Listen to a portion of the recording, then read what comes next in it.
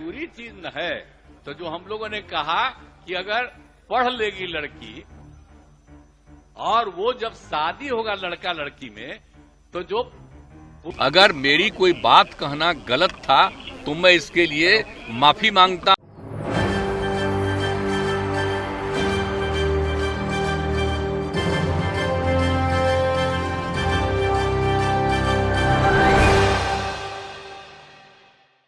पूरी चीज न है तो जो हम लोगों ने कहा कि अगर पढ़ लेगी लड़की और वो जब शादी होगा लड़का लड़की में तो जो पुरुष है वो तो रोज रात में जो सदिया होता है उसके साथ करता है ना,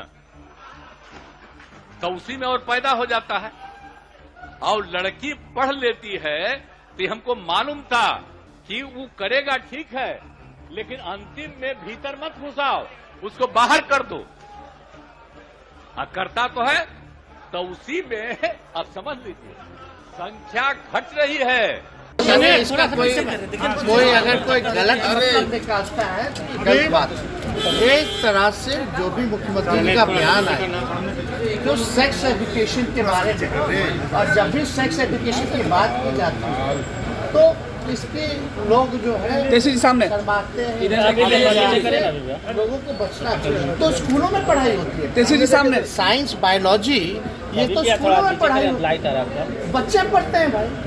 तो हमको लगता है अगर सेक्स एजुकेशन की अगर बात है, उनका कहने का मतलब आबादी कंट्रोल है क्या, प्रैक्टिकली बात जो भी आपकी उन्होंने अपना बात किया, तो इससे लोगों को गलत तरीका में नहीं लेना चाहिए, एतराज नहीं लेना, बट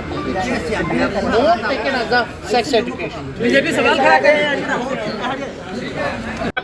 नीतीश कुमार जैसे कहला ना वैसे बोले चाहिए का पहले तो आ ना जास विधानसभा में वो आ जास, अब डर के मारे वही है कि ना है, लेकिन हमने के तो ना छोड़े, उनका तो दिमाग घसक गई बा।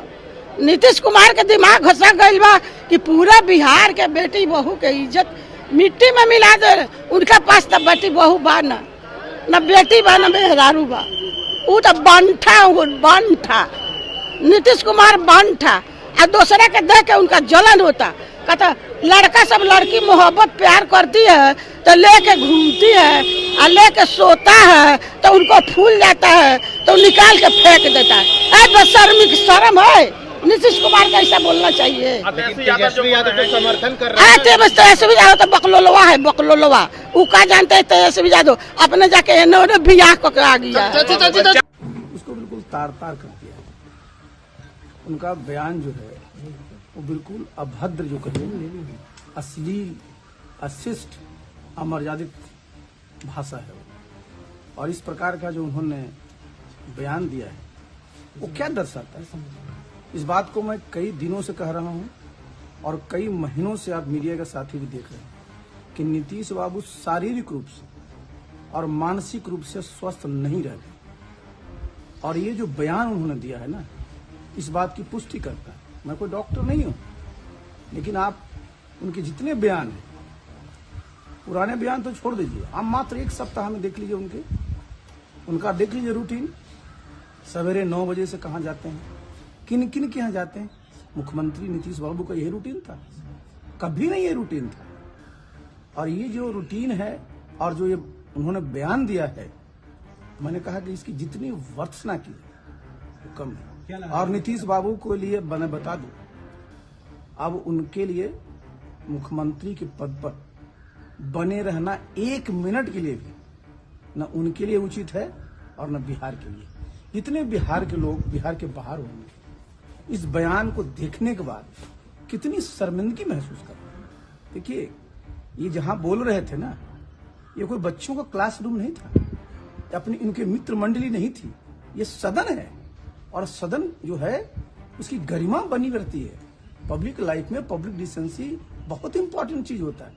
अगर वही खत्म हो जाएगा तो क्या बचता है?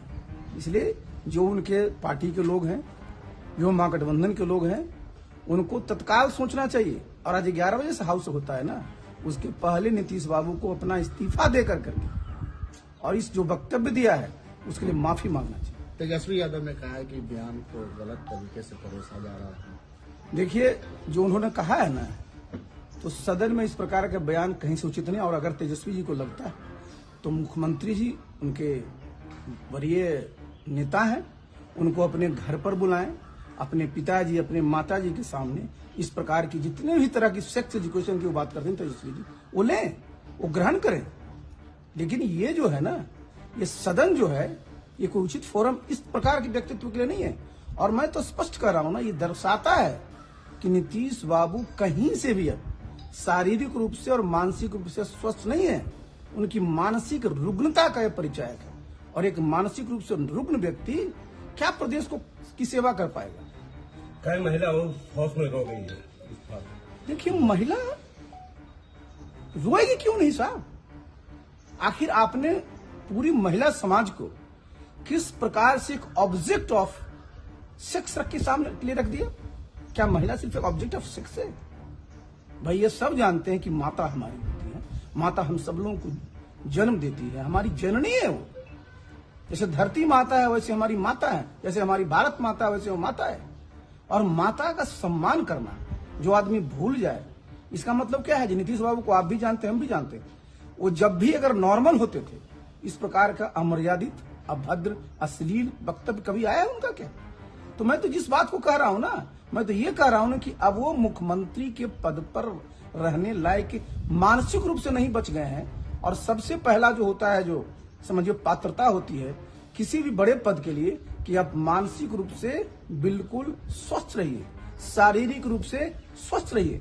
कोई सेवा में जाता है तो क्या करते हैं आप?